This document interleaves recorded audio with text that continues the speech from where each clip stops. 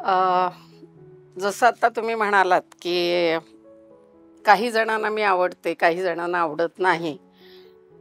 तर ती एक माणसाची वृत्ती आहे. ज्यांना सविता मालपेकर कळली, त्यांना मी आवडले. ज्यांना नाही कळली, त्यांना नाही आवडले. आणि आपण असं करू शकत नाही ना, की नाही, नाही मी तुला आवडायला पाहिजे. त्यांना न आवडण्यापाठीमागची कारणं ही असावीत असं मला वाटतं, की सविता मालपेकर त्यांच्याबरोबर ज्या पद्धतीने ते वागतात तसं वागायला पाहिजे, ते ती वागत नाही, म्हणून त्यांना मी आवडत नाही.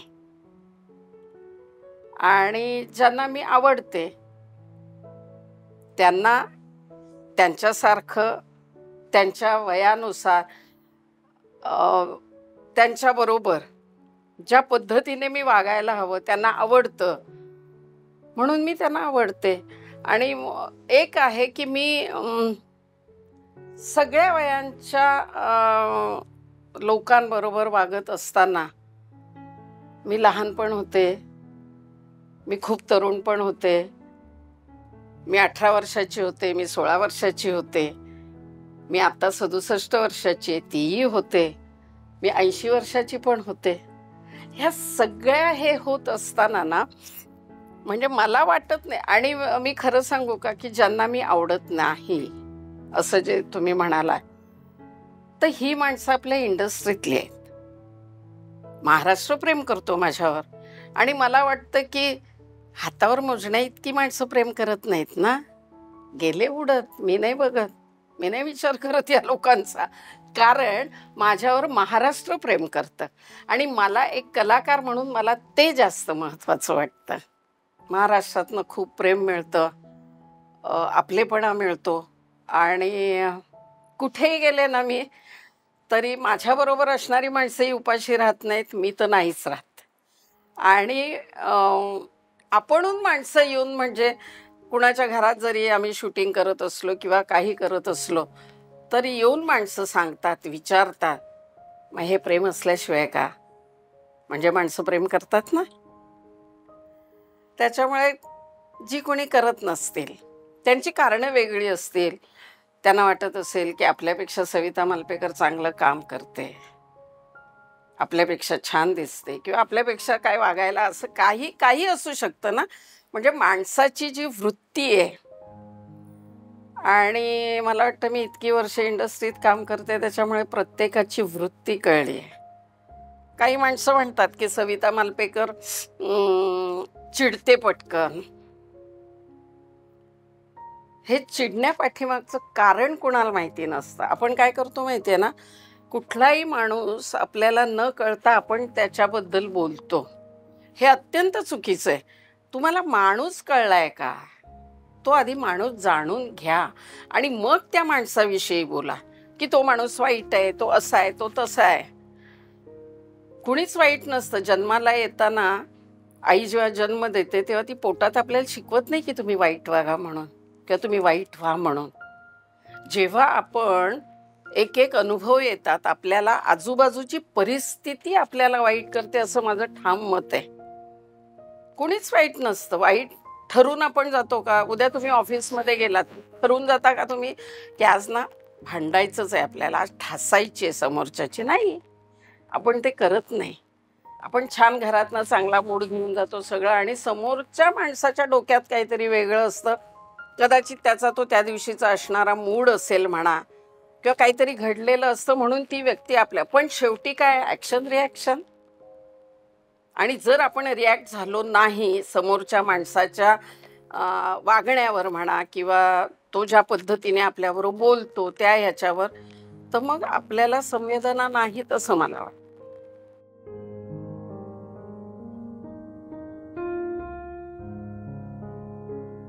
एकतर हा जो उत्साह आहे ना, मी म्हटलं ना, की माझा मायबाप रसिक प्रेक्षक जो माझ्यावर प्रेम करतो, त्यांच्याकडनं मला ही प्रेरणा मिळते.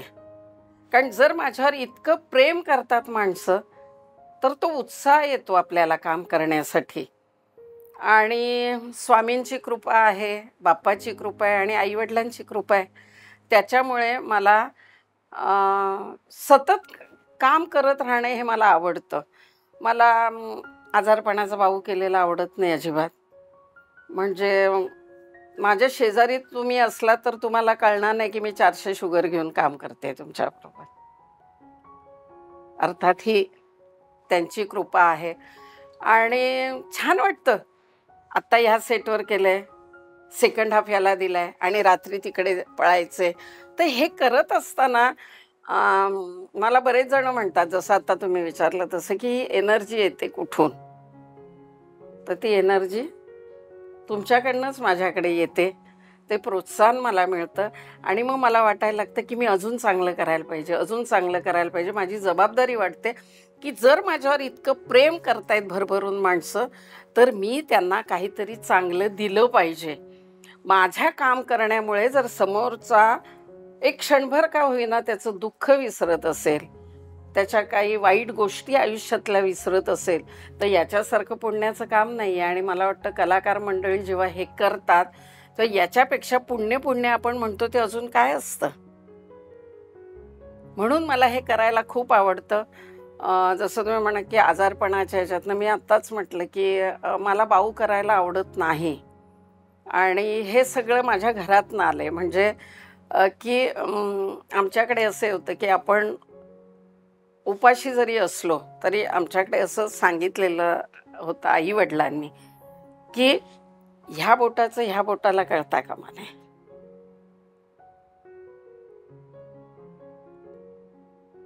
परिस्थिती प्रत्येक वेळेला माणसाची वेगवेगळी असते, पण त्याचा बाऊ करणं, सिंपत्ती मिळवणं हे मला आवडत नाही आणि म्हणून मी ते कधी करत नाही. त्याच्यामुळे आणि माहिती नाही मला की हे सगळं असताना सुद्धा मी तितक्याच उत्साहाने काम करते. मी विसरते सगळं. मुळात काम करण्याचं पॅशन आहे ना, ते असल्यामुळे मी सगळं विसरते की माझं हे दुखतंय रे. म्हणजे मला भयंकर चीड येते या गोष्टीची की काय करायचं, हे दुखतंय, शी बाबा कंटाळा आला. मला कंटाळा या शब्दाची भयंकर चीड आहे. कंटाळा, शी आता काय करायचंय, किती वाजले, की कधी शूटिंग सुरू होणार आहे. अरे माझं म्हणणं आहे की आपण निर्मात्याला 12 तास दिलेले आहेत. त्या 12 तासाचे पैसे आपण निर्मात्याकडनं घेतो. मग तो 12 तासात सीन करू दे, नको करू दे, बसून ठेवू दे, जाऊ दे ना, घरात झोपायचं ते इथे झोपूया. त्याने आराम करण्यासाठी आपल्याला बोलवले. पैसे तर मिळणार आहेत का नाही. तुम्ही मागितलेले पैसे जेव्हा तुम्हाला निर्माता देतो तेव्हा 12 तास तुम्ही त्याच्यासाठी तिथे थांबायलाच पाहिजे. मग आता इतके तास झाले अजून काही केलंच नाही. शी बाबा कंटाळा आला. कंटाळा काम करायला आलायत ना, मग कंटाळा काय. हे जे आहे ना, हे शब्द माझ्या कोशात नसल्यामुळे मला नाही म्हणायला आवडत नाही आणि दुसऱ्याने म्हटलेलं मला आवडत नाही. मग आपण असं का नाही म्हणत, मी प्रयत्न करते, होईल का नाही होणार, नाही जमणार ते, शी बाबा नाही जमणार, वाटत नाही मला. अरे प्रयत्न तर कर. शेवटी काय होतं की तुम्ही प्रयत्न केल्यानंतर तुम्हाला यश मिळेल किंवा नाही मिळेल. पण अपयश आलं म्हणून खचून का जायचं. पण ते अपयश येण्यासाठी प्रयत्न तर करा. प्रयत्न न करता म्हणायचं मला अपयश आलं, काही जमतच नाही, आयुष्यात काही होत नाही माझ्या, असं काही नसतं. आयुष्यात सगळं छान होत असतं. स्वतःवर विश्वास असला पाहिजे, जो विश्वास माझ्यावर आहे आणि त्या विश्वासामुळे मी काम करते.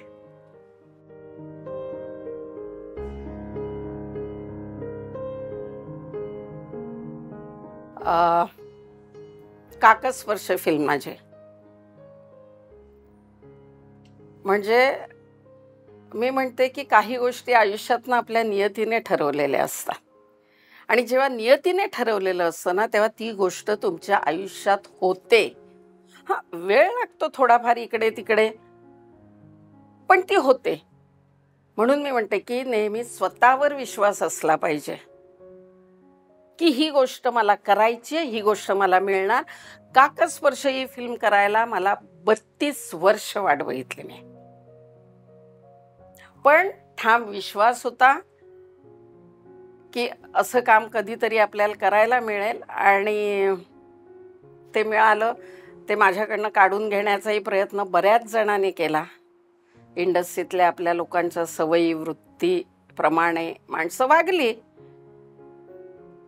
मांजरेकरांना बऱ्याच जणांनी जाऊन सांगितलं, अरे तिला कशाला घेतो, ती काय मालपेकर असा. आता मालपेकर सूर काय हे मला अजूनही कळलेलं नाही. काकस्पर्श केलंय 2011 मध्ये. बऱ्याच जणांनी आम्ही चांगलं काम केलं असतं, आम्हीही केलं असतं, पण इथे निर्माता ठाम होता, इथे डिरेक्टर ठाम होता. अशी जर माणसं इंडस्ट्रीत असतील तर ज्या ज्या कलाकारांवर अन्याय होतो तो अन्याय होणार नाही. हलक्या कानाचा निर्माता असला, हलक्या कानाचा डिरेक्टर असला की संपलं.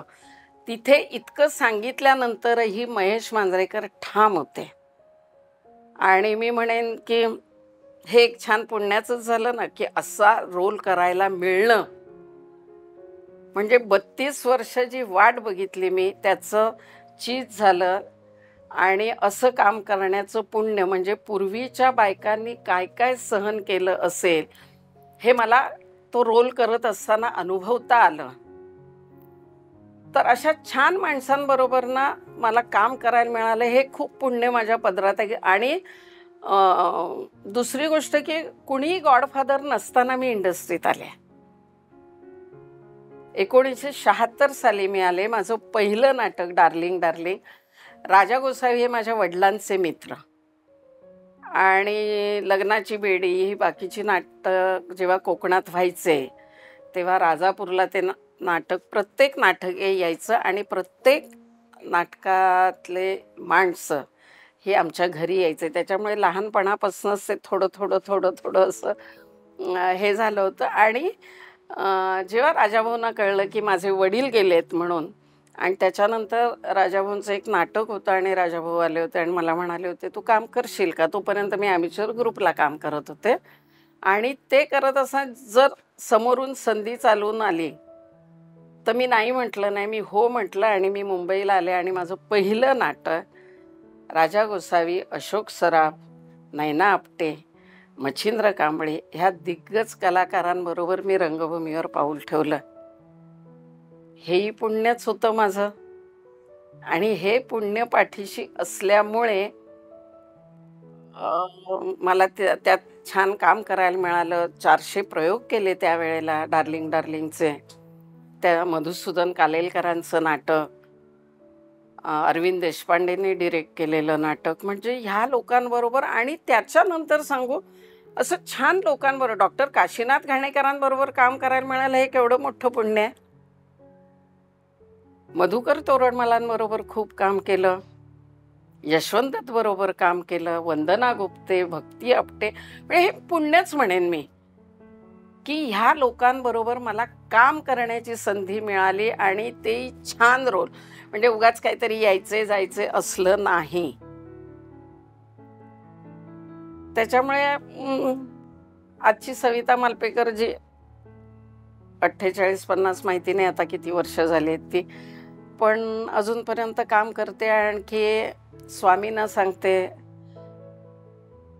माझे जे चाहता वर्ग आहे, माझ्या जवळची माणसं आहेत, त्या सगळ्यांना सांगते की शेवटच्या श्वासापर्यंत काम करायचे आणि करत राहणार.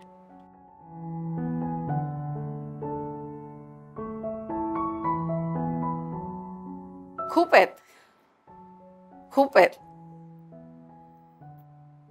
सुरुवातीच्या काळात असं काही नव्हतं. म्हणजे ज्या ज्या कलाकारांबरोबर मी काम केलं, आत्ता मी म्हटलं की भक्ती बर्वे असेल, वंदना गुप्ते असेल, म्हणजे त्यांनी तर नैना आपटे, म्हणजे नैना आपटेंनी तर खूप मुलीसारखं प्रेम केलं आहे माझ्यावर. आणि मी जेव्हा इंडस्ट्रीत आले तेव्हा वंदना गुप्ते नाटक दीपस्तंभ चंद्रलेखाचं, आणि तिने मला असा मेसेज एक पाठवला की इंडस्ट्रीत एवढी सुंदर अभिनेत्री कोण आली आहे. आणि ती मला भेटायला आली होती. त्याच्यानंतर भक्ती बर्वे. हे खूप छान अनुभव होते ह्या सगळ्यांबरोबर ज्यांच्याबरोबर काम केलं. त्याच्यानंतर ना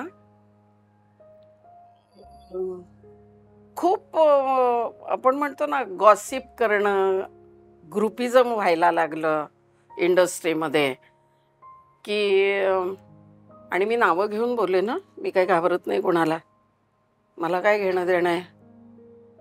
सगळ्यात पहिलं ग्रुपिझम इंडस्ट्रीत कुणी आणलं असेल माहिती आहे? चंद्रकांत कुलकर्णी. मोठे डिरेक्टर आहेत ते. म्हणजे माझं काय म्हणणं आहे की आपण काम करायला आलोय तर ग्रुपिझम का करावं.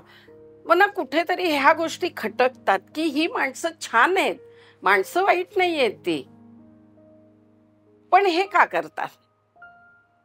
तर ह्या गोष्टी खूप खटकतात की हा माझा ग्रुप, ही माझी माणसं, हे माझे कलाकार, आम्ही एवढेच जण काम करणार का.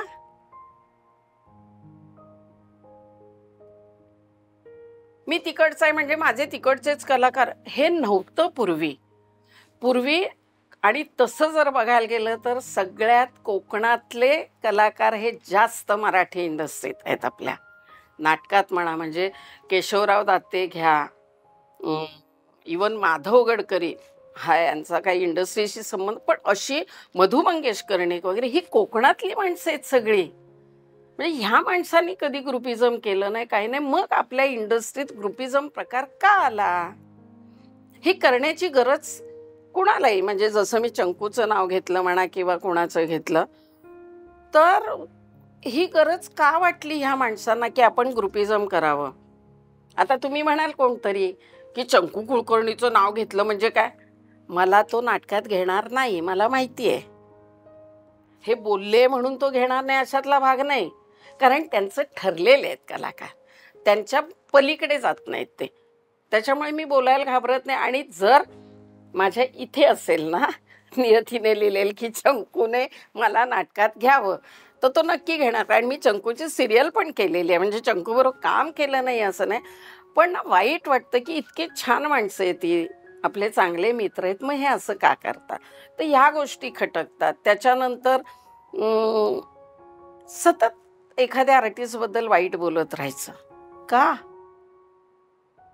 तो तुम्हाला माहिती आहे का. म्हणजे मी तर असं म्हणेन की नाटकात सिनेमात काम करणाऱ्या बायका वाईट असतात असं पूर्वी म्हटलं जायचं. आता ते सगळ्यावर फुलले आहेत. म्हणजे आता आपण स्वतःहून आई वडील सांगतात की आमच्या मुलाला घ्या, आमच्या मुलीला काम करायचं, आणि तेव्हा मुलींनी काम करणं फार हे होतं. मग ते का, काय वाईट आहे. म्हणजे दोन माणसांनी काहीतरी वाईट केलं म्हणून सगळं नाही ना वाईट होत. हाताची आपल्या पाची बोट सारखी आहेत का नाही, करंगळी लहान आहे, हे बोट लहान आहे, हे जराच मोठं आहे, हे छोटंच आहे, असं आहे ना. तशीच माणसंही असतात. समजून घ्या त्या माणसांना. चुकीचं वागला असेल तर का वागला. आणि मला एक म्हणायचंय की हे सगळं जेव्हा आपण चुकीचं वागतो म्हणा, चिडखोर होतं. आता माझ्या बाबतीत जर म्हटलं की मी चिडखोर का झाले, किंवा मी सेटवर गेल्यानंतर मला नाही पटलं तर मी बोलते, हा स्वभाव माझ्या आजूबाजूच्या लोकांनी मला तयार केलाय त्या पद्धतीचं वागण्यासाठी. जे मी मगाशी म्हटलं की ऍक्शनला रिॲक्शन होते, तर त्या पद्धतीचं होतं. कारण जेव्हा मऊ स्वभाव असतो ना एखाद्याचा, तेव्हा अपमान खूप केले जातात, आणि ते सहन केलेत मी, खूप सहन केलेत अपमान.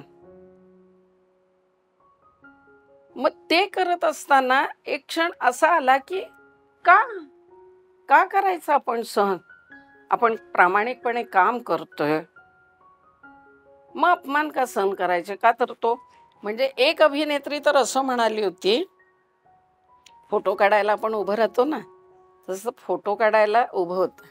तर मी म्हटलं माझ्यापेक्षा उंच आहेस का काहीतरी असं म्हटलं.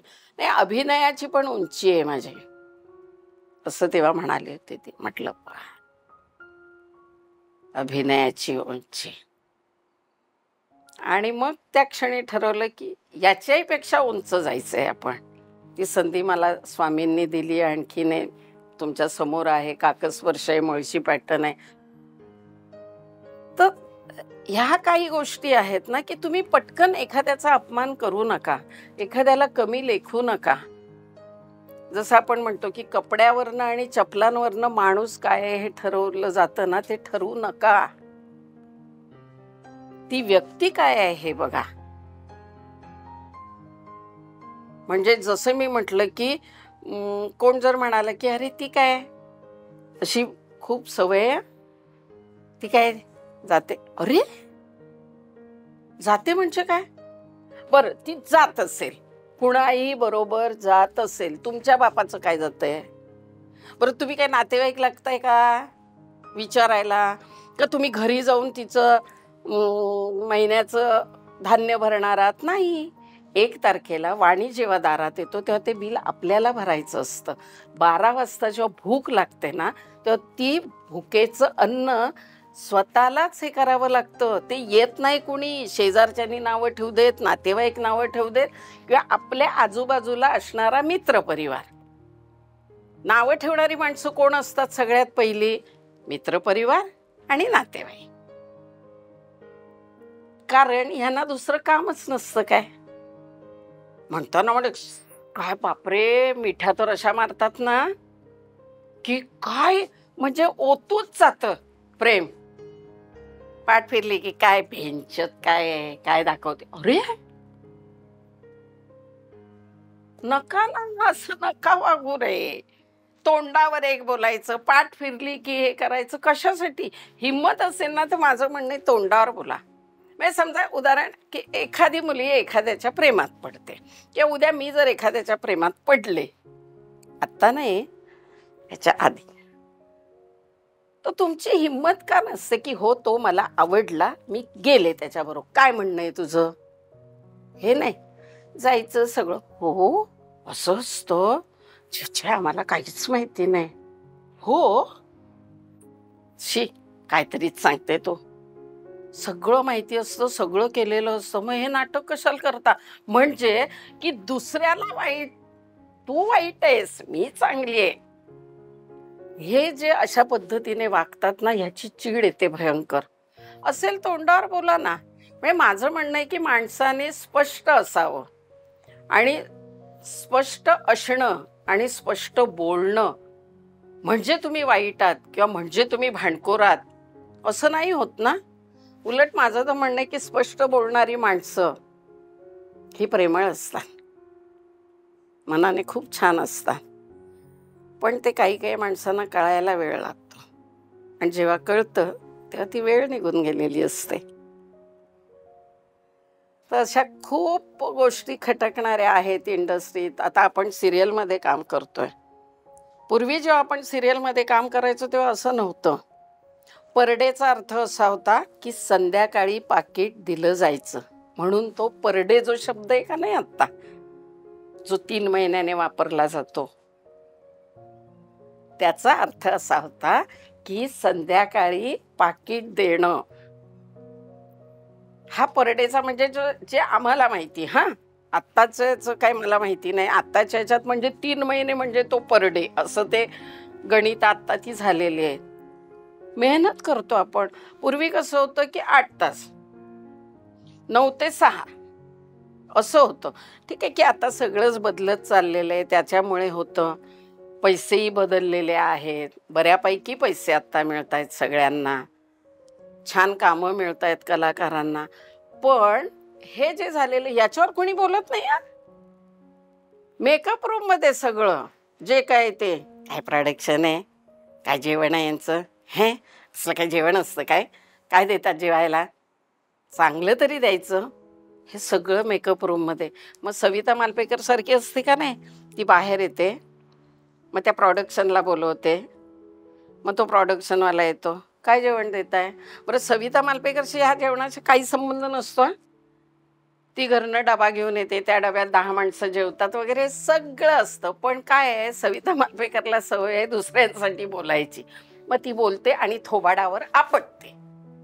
असं मी बऱ्याचदा थोबाडावर आपटलेली आहे मेकअप रूम मध्ये. काय ते सविता ताई तू सांग ना, अरे बरं चल बोलूया.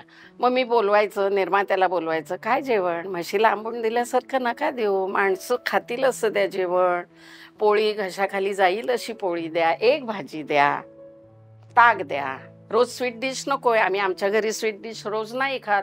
पण काही कलाकार रोज घरी स्वीट डिश खात असल्यासारखे तिथे नाटक करतात. म्हणजे याच्यात निर्माता चुकतोय किंवा प्रोडक्शनवाला असं नाही आपल्याला म्हणता येणार. माझं काय म्हणणं आहे, आपण घरी जेवतो का नाही? रोज घरी खातो का आपण? रोज पंचपक्वान्न नाही. असेल एखाद्याच्या घरी 2 भाज्या असतात, म्हणजे माझ्या घरी 2 भाज्या लागतात हा, पण रोज स्वीट डिश नाही. मग ती स्वीट डिश साठी कशाला एवढी बोंबाबोंब करायची आणि आकांड तांडव करायचं आणि सगळं हे. मग बरं, मी निर्मात्याला सांगितल्यानंतर हा मग, पण सविता ताई ते असं म्हणत नाही, तो तुम्ही सांगताय. अरे मी तिच्यासाठी बोलते किंवा त्याच्यासाठी बोलते, माझ्यासाठी नाही. मी नाही जेवत तुमच्याकडचं. मग त्यांना बोलत, छा मी कुठे काय म्हटलं सविता ताई. अरे मग आता काय म्हणालात? मेकअप रूम मध्ये काय बोललात तुम्ही? तेव्हापासून मी कानाला खडा लावलेला आहे की कुणाचीही बद्दल बोलायला जायचं नाही. त्याला करपलेली चपाती मिळू देत, नाही तर करपलेला भात मिळू देत, नाही तर नाही मिळू देत, किंवा म्हशीला देतात तसला आंबोड मिळू देत. मी हल्ली बोलत नाही, कारण खूप वेळा थोबाडावर आपटली आहे मी. त्याच्यामुळे काही काही गोष्टी आपल्याला शिकायला मिळतात ना, अनुभवाने आपण शिकायचं असतं असं म्हणतो का नाही आपण. तसे बरेच अनुभव मला आले. आता आपण शूटिंगला जातो तर तो पूर्वी काय व्हायचं माहितीये ना, 100 रुपये कन्व्हिन्स मिळायचा आणि 7ची शिफ्ट असली तरी नाश्ता मिळायचा, 9ची शिफ्ट असली तरी नाश्ता मिळायचा. आता तो मिळत नाही. त्याचं कारण अद्याप कळलेलं नाही आहे मला.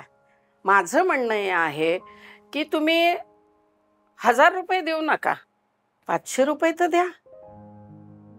जो माणूस इतका प्रवास करून येतो उलटा सुलटा कुठूनही, तर 500 रुपये कन्व्हिन्स द्या तुम्ही. नाश्ता बरं, आपल्याकडे अशी पद्धत नाही आहे. आता समजा एखादा पनवेलून येणार असेल, एखादा आर्टिस्ट कोणी असेल, लेडीज असेल, जेंट्स असेल, टेक्निशियन असतील, कुणीही असतील, तर पनवेलून 7च्या शिफ्टला पोचायचं असेल तर तो माणूस किती वाजता निघेल घरातून? 5 वाजता तर निघेल. म्हणजे तो घरात उठतो 4 वाजता. म्हणजे 4 वाजल्यापासनं जर आपण तसं बघायला गेलो तर त्याचं काम सुरू होतं. त्याची शिफ्ट 4 वाजल्यापासनं सुरू होते. मग आपल्याकडे अशी पद्धत आहे का की आपण 4:30ला ब्रेकफास्ट करून आपण घराच्या बाहेर पडू? तर नाही आहे. म्हणजे 7च्या शिफ्टला सुद्धा ब्रेकफास्ट हा दिला गेला पाहिजे का नको? माझं म्हणणं आहे, पैसे जाऊन खाण्यासाठी किती किती जात असतील? फार काही जात नाहीत. ज्याच्यातले आपण कमवतो त्याच्यातले थोडेसे पैसे पोटासाठी आपण करतोय ना ह्या सगळ्या गोष्टी. मग त्याच्यासाठी जर ते चांगला काय नाश्ता काही असेल, तो ठरलेला नाश्ता आहे आपल्याकडे, वडापाव, समोसा पाव, भजी पाव, कांदा पोहे, मिसळ पाव, हल्ली तर काय ते चायनीज भेळ, त्याच्यानंतर काय ते न्यूडल्स, मंचुरियन. हा नाश्ता होऊ शकतो का? पण आपले लोक सगळे टेक्निशियन्स, कलाकार, ही सगळी मंडळी तो आवडीने खातात. खातात म्हणजे का आवडीने? का मी म्हटलंय, पोट, भूक, ज्याच्यासाठी काम करतो. माझं म्हणणं आहे, जेव्हा तुम्हाला खूप पैसे मिळतात तेव्हा तुम्ही म्हणता का त्यांना की आम्हाला खूप पैसे मिळालेत, आम्ही त्यातले तुम्हाला वाढवून देतो? नाही देत.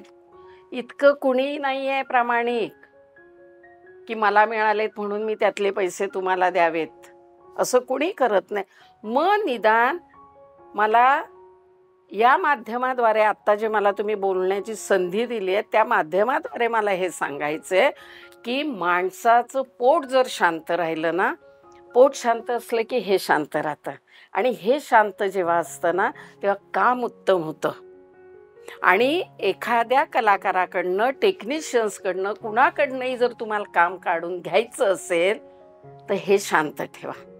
मग तुम्ही जर सांगितलं ना की अजून 2 तास काम करायचे, 2 तास शिफ्ट वाढणार आहे आपली, तो एका शब्दाने तुम्हाला विचारत नाही की मला पैसे ओव्हरटाईम मिळणार आहे, काही विचारत नाही, तो आनंदाने काम करतो. तर हे करा. नाश्ता काय किती पैसे जातात, म्हणजे एक एकदा तर ना खरंच इतकं वाईट वाटतं की आपण कलाकार मंडळींना बसायला वेळ मिळतो, शॉट नसला आपला तर आपण बसतो, गप्पा मारतो, आपण काही नेलेलं असेल तर आपण खातो आपला डबा उघडून, बिस्किट असतील तर आपण बिस्किटचा पुडा आणतो तो खातो. पण टेक्निशियन्स आहे, लाईट्स बॉय आहे, टेक्निशियन्स आहेत, ह्यांना बसायलाही मिळत नाही. स्वतःच्या पैशाने 10 रुपयाचा आणलेला बिस्किटचा पुडाही त्यांना खाता येत नाही. का नाही? नाही, 38 मिनिटं काम निघायला पाहिजे, 40 मिनिटं काढलीस तर उत्तमच डिरेक्टर तू, तुझ्या फोटोला हार लागत नाही दुसऱ्या दिवशी. तू 20 मिनिटावर आलास की हार लागला फोटोला. अरे माणसं आहोत आपण, माणसासारखं वागा. पण ते नाही वागत आहेत. तर मला खरंच या माध्यमातनं म्हणजे जर काही परिणाम झाले लोकांवर, आणखीन 2 वेळचा नाश्ता, छान जेवण बिवण असं जर मिळालं ना, तर मी ह्या बोललेल्याचा उपयोग झाला, काहीतरी मी थोडंफार केलं असेल तर ते होईल असं मला वाटतंय. तर ह्या गोष्टीनं होणं फार गरजेचं आहे आपल्या इंडस्ट्रीत. आणि काही मंडळींकडे ना मी म्हणजे जे चित्रपट शाखा, अमकी शाखा, अशा बऱ्याच शाखा आता निघालेल्या आहेत, त्याचे जे पदाधिकारी आहेत की नाही, त्यांच्याकडे ना मी असे 4-4 पानं लिहून दिलेली होती की ह्या गोष्टी, ह्या गोष्टी, हे इंडस्ट्रीत व्हायला पाहिजे, याची गरज आहे, हे करणं अत्यंत गरजेचं आहे आपल्या इंडस्ट्रीत. त्यांनी सुरनळी केली, दुसरं काही नाही. कारण ही मंडळी स्वतः निर्माते झालेले आहेत म्हणून हे करत नाहीत, कारण हे नियम केल्यानंतर ते त्यांना लागू होणार आहेत. मग तुम्ही का त्या पदावर आहात? माझं म्हणणं आहे, तुम्हाला जर त्या पदावर ठेवलेले, तुम्ही निर्माते असा काही असा करा ना ते काम. तुम्हाला कशासाठी केलेलं आहे? तर आपल्या कलाकार मंडळींना, आपल्या टेक्निशियन्सना, जे आपल्या इंडस्ट्रीतली माणसं आहेत त्यांना तुमचा चांगला उपयोग व्हावा, त्यांच्यासाठी काहीतरी सोयी सुविधा तुम्ही करायला पाहिजेत म्हणून तुम्हाला नेमलेलं आहे का नाही? पण नाही करत. माझा फायदा कसा होईल तो मी आधी बघणार. काही तर अशी उदाहरणं आहेत, म्हणजे जेव्हा आपण काम करतो एकत्र, कलिग असतात ना आपले सगळे, आपण एकमेकांसाठी बोलायला पाहिजे. म्हणजे उद्या एखादे जर माझ्याकडे एखादी कलाकार आली, नवीन कलाकार आली म्हणा, किंवा की सविताताई आम्हाला असं असं हे करतायत, खूप उशिरापर्यंत थांबवतायत, खूप जायला आम्हाला मुलींना एकट्याला प्रॉब्लेम होतो, आणि माझ्याबरोबर एखादा दुसरा मोठा कलाकार असेल काम करणारा, मोठा म्हणजे तो स्वतःला मोठं समजतात त्यांच्याबद्दल म्हणते मी. तर जर मी सांगितलं की आपण असं बोलायला पाहिजे ना, त्यांच्यासाठी आपण बोलायला पाहिजे ना, कारण आपण मोठे आहोत. मोठे म्हणजे वयाने, थोडासा फार अनुभव, खूप नाही म्हणणार मी, थोडा अनुभव घेऊन आपण आलेलो आहोत. तर याच्यासाठी आपण बोलायला पाहिजे ना, की आपण बोललो तर जरासं निर्माता ऐकेल किंवा डिरेक्टर ऐकेल, प्रोडक्शन ऐकेल. तर मला असं उत्तर मिळालेलं आहे, जाऊ दे ना, कशाला आपण त्यांच्यासाठी बोलायचं. मी सांगितलं का नाही निर्मात्याला की माझा पर डे एवढा आहे, तो मला पाहिजे, मी इतक्या वाजता येणार आणि इतक्या वाजता जाणार. निर्मात्याने माझं ऐकलंय, मग मी कशाला बोलू? हे असं कसं म्हणू शकतात मी कशाला बोलू? आपल्याबरोबर काम करणारी माणसं आहेत, जर आपल्या बोलण्यामुळे त्यांना काही सोयी सुविधा मिळणार असतील तर आपण बोलायला नको? आणि जेव्हा हे सगळं मी बोलत असते ना, म्हणून मग सविता मालपेकर वाईट आहे असं बऱ्याच जणांना वाटतं. आता मला वाईट याचा अर्थ कळत नाही की त्यांना असं म्हणण्यात काय मोठं हे वाटतं ते, पण मी तिकडे लक्ष देत नाही. मी ह्या कानाने ऐकते आणि ह्या कानाने सोडून देते, म्हणून मी 48 वर्ष इंडस्ट्रीत टिकले. नाहीतर कोकणातनं आलेली मी, मी जर इतकी खंबीर झाले नसते ना तर असं मला गुंडाळलं असतं बोचक्यात आणि परत राजापूरला पाठवून दिली असती. त्याच्यामुळे खंबीर व्हायला पाहिजे, जिथे बोलायला पाहिजे तिथे बोलायला पाहिजे, आणि जिथे बोलण्याची गरज असते तिथे मग जायचं आणि पाठीमागे बोलायचं फक्त. मला वाटतं की हा गुण माझा वाईट आहे का चांगला आहे मला माहिती नाही, तो तुम्ही ठरवायचं आहे चांगला आहे का वाईट आहे ते. पण मी आहे अशी, मला हे असं आवडतं. आणि छान छान कामं करायला आवडतात, छान छान काम करायचे, छान छान माणसं आजूबाजूला, छान माणसं असावीत, आपल्या प्रेम करणारी माणसं असावीत, आपण त्यांना आनंद द्यावा, त्यांनी आपल्यावर प्रेम करावं, अशी माणसं पाहिजे.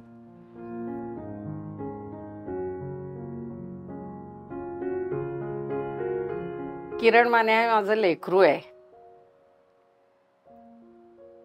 यापूर्वी त्याने माझ्याबरोबर काम केलं होतं, या सिरियलच्या आधी लक्ष्मी अर्स सरस्वतीमध्ये, तिथेही तो माझा मुलगा होता. छान आहे माणूस म्हणून, छान आहे.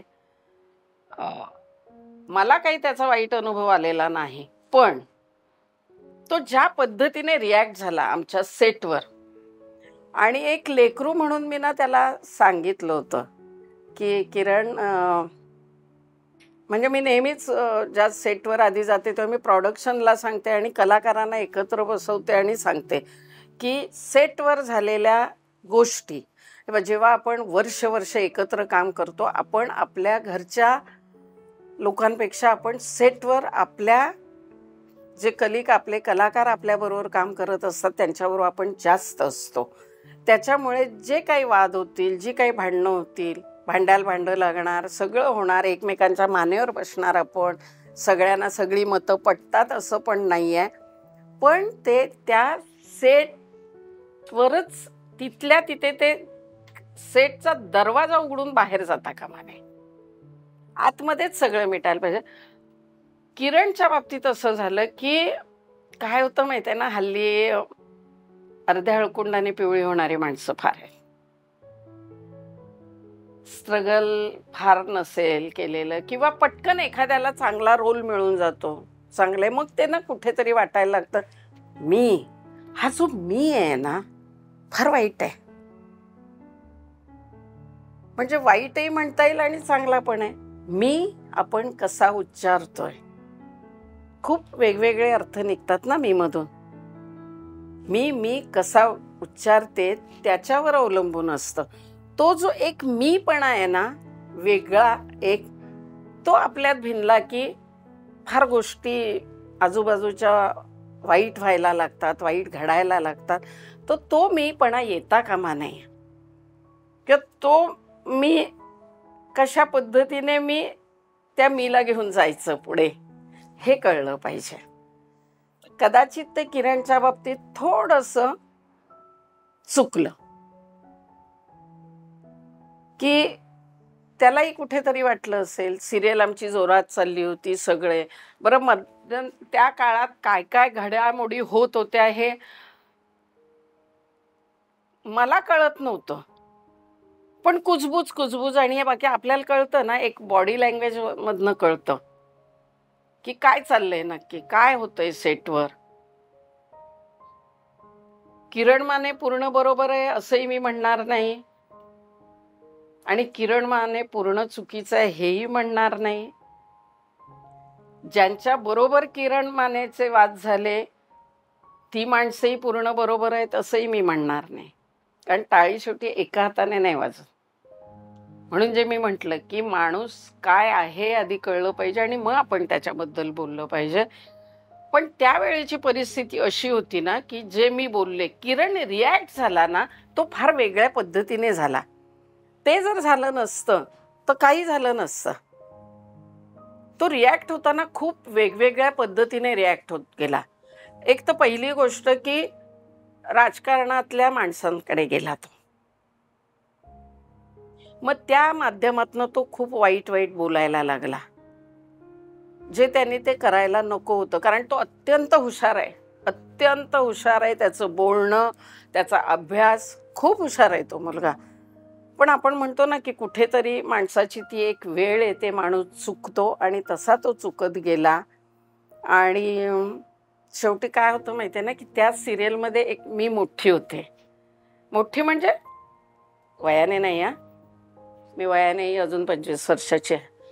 तर एक सिनियर त्या ह्याच्यात काम करण्याचं, कामाच्या बाबतीतली सिनियर म्हणते, परत तुम्ही वय म्हणाल तर नाही.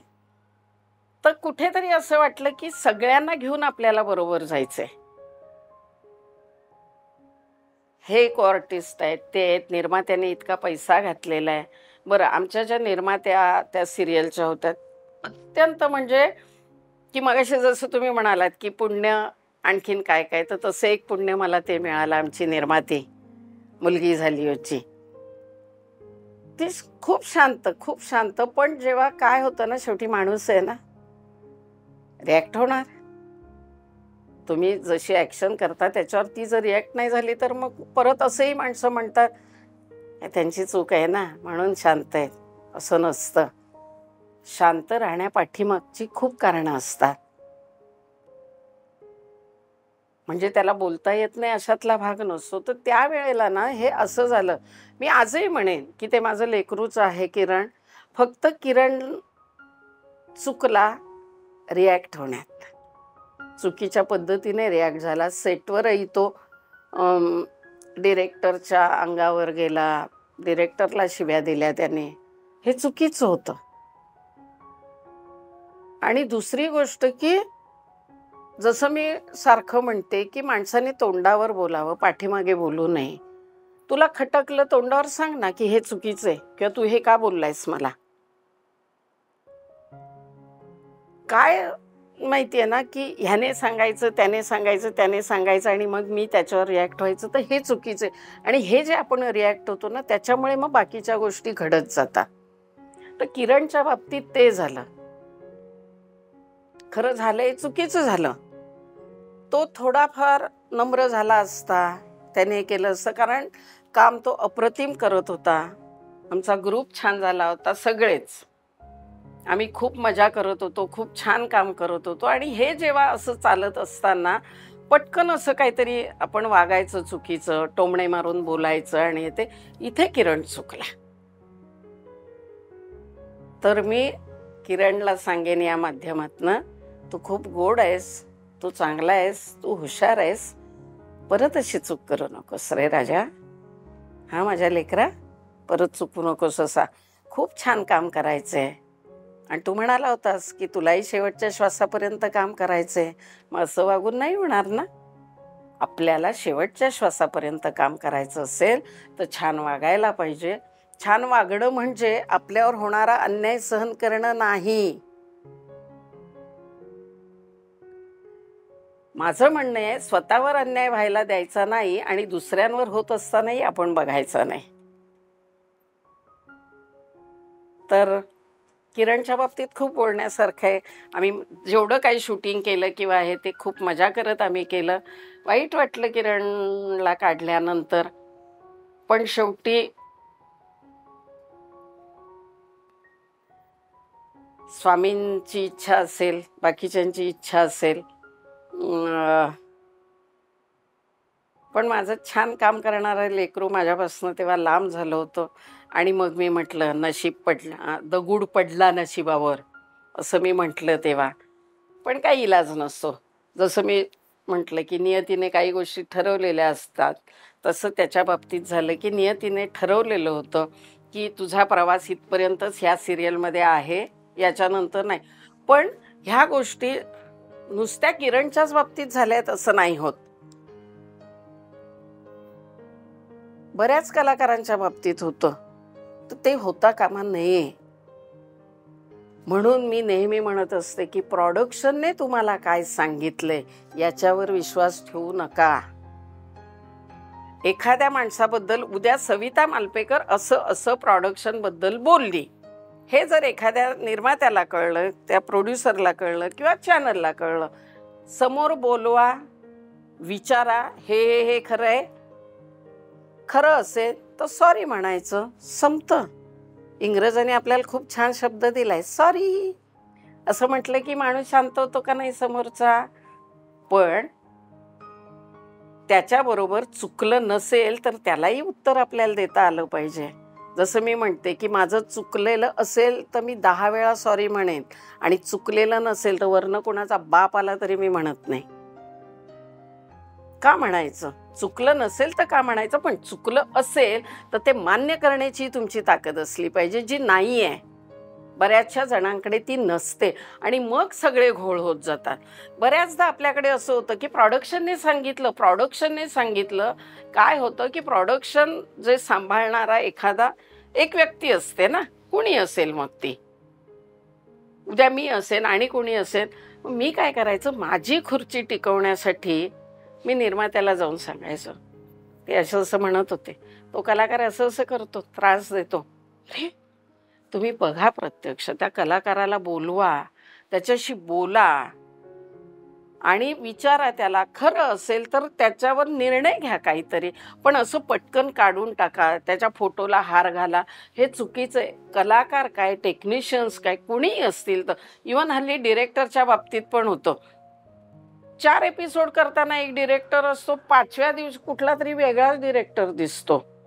माझं म्हणणं हे आहे की निर्मात्याने, चॅनलने हा विचार करायला पाहिजे की जेव्हा आपण एखाद्या कलाकाराला घेतो काम करायला, सिरियलमध्ये म्हणा किंवा बाकीच्या ह्याच्यात, तर तो जेव्हा म्हणतो ना की सविताताई तू ह्या सिरियलमध्ये काम करशील का? मी म्हणते हो. महिन्यातले किती दिवस लागणार आहे तेवढे. मग येतो विषय कुठला, पेमेंट किती. मग समजा मी काही सांगितलं असेल पेमेंट, तर तो समोरचा माणूस पेमेंट ॲक्सेप्ट करून आपल्याला बोलेपर्यंत आपल्या डोक्यात ना विचार चालू असतात. बरं, 15 दिवस लागणार आहेत महिन्यातले, हे एवढे पैसे मला मिळणार आहेत, म्हणजे महिना माझा ओके चालेल, म्हणजे मी लोन घेऊ शकते किंवा मी घेऊ शकतो लोन. मला घर घ्यायचंय, मला गाडी घ्यायची, काहीतरी त्याची स्वप्न असतात. ती स्वप्न बांधून तो चाललेला असतो आणि अचानक त्याला सांगितलं जातं की तू उद्यापासनं नाही आहेस. माझं म्हणणं आहे, तुम्ही पैसा घालता, सगळ्या गोष्टी करता, याचा अर्थ तुम्ही एखाद्याच्या भावनांशी नाही खेळू शकत. कोणी अधिकार दिलाय तुम्हाला हे सगळं? का तर तुम्ही परडे देता म्हणून? माझं म्हणणं हे आहे की जेवढी गरज निर्मात्याला असते तेवढीच गरज कलाकाराला पण आहे, आणि कलाकारांना जेवढी गरज आहे तेवढीच गरज निर्मात्याला पण आहे. तर माझं म्हणणं आहे, आपला हा सगळ्यांचा जो व्यवसाय आहे आपल्या इंडस्ट्रीतला, हा छान सगळ्यांना एकत्र घेऊन छान सगळ्यांनी काम करावं, एकमेकांची मनं समजून घेऊन काम करावं, कुणालाही न दुखवता. दुखवलं तर जाणार, किती जरी मी आज म्हटलं की न दुखवता, माझ्याकडनंही माणसं दुखवली जातात. बोलून जातो आपण, खूप काही बोलतो आणि मग वाटतं की अरे आपण हे बोलायला नको होतं. पण ती त्यावेळेची परिस्थिती असते, ती परिस्थिती आपल्याला बोलायला भाग पाडते. सविता मालपेकर घरातनं नाही ठरवून येत की मला आज बोलायचं आहे आणि मला आज भांडायचंच आहे, मला आज हेअर ड्रेसरवर राग काढायचा आहे, मला कॉस्ट्युमच नाही. हे का होतं माहिती आहे ना, की कॉस्ट्युम डिझायनर हे आमच्या वेळेला हे नव्हतंच ना काय. आमच्या वेळेला म्हणण्यापेक्षा की जेव्हा आम्ही इंडस्ट्रीत आलो त्यावेळेला ह्या गोष्टींची गरज नव्हती. आत्ता हे सगळं झालंय. मग माझं म्हणणं हे असतं की तुम्हाला निर्मात्याकडे तुम्ही पैसे मागता, तुम्हाला तो निर्माता ते पैसे देतो, मग तुम्ही तुमचं काम प्रामाणिकपणे का नाही करत? आणि हे केलं जात नाही म्हणून जी कलाकारांची चिडचिड होते, ज्यांच्याबद्दल बोललं जातं की हा कलाकार त्रास देतो, खूप कटकटी आहे, अमकं आहे, पण त्याच्या पाठीमागचं समजत नाही. प्रोडक्शन हे नाही कबूल करत की आमच्याकडनं चूक झाली आहे किंवा आमची माणसं नाही चांगलं वागत आहेत म्हणून कलाकारांचं चिडचिड होते. हे जर समजून घेतलं ना तर सेटवर अप्रतिम काम होईल आणि सतत पॉझिटिव्ह राहा आणि छान काम करा.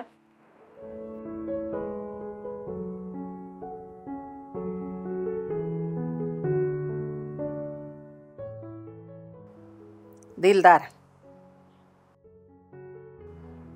गोड, टायमिंग, टायमिंग, शिस्त, अप्रतिम.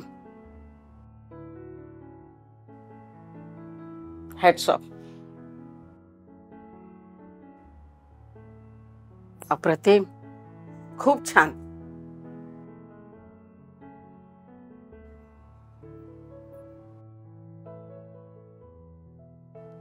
गोड ग माझी राणी ती.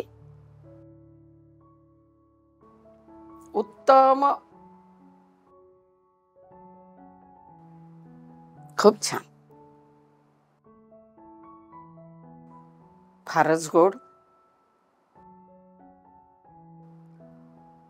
Villain, villain. मळू मळू, गोड, सालस.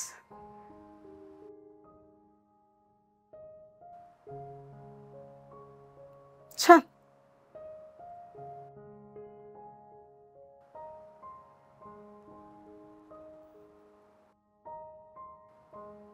तो म्हणजे 100.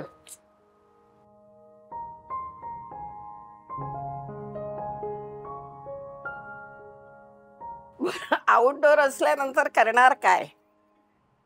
शूटिंग संपल्यावर तर आमचे असे उद्योग चालू आहेत. यारावजी असायचं माझं. यारावजी बसा भाऊजी, कशी मी राखू तुमची महरजी. ए बसा भाऊजी, वळख जुनी धरून मनी, वळख जुनी तुमची धरून मनी, काय करू सांगा मी अर्जी. हे बसा भाऊजी.